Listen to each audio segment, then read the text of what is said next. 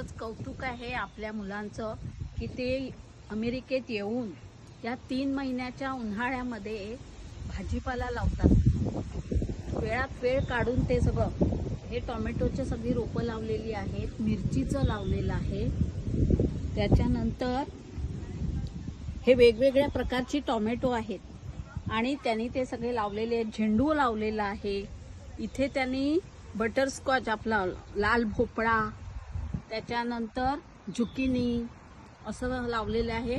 विशेष म्हणजे हे काकड्या, त्या काकड्याही लावलेल्या आहेत। म्हणजे त्यांना एवढा वेळ नसतो पण तरी सुद्धा ते वेळात वेळ काढून हे भाजीपाल्याची लागवड करतात।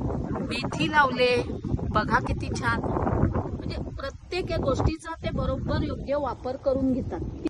ही सगळी रोपं आता लावलेली आहेत, थोडे महिन्याभरानंतर ही वाढतील, त्याच्यावर फळं येतील आणि फळं येईल तेव्हा मी अवश्य दाखवेन।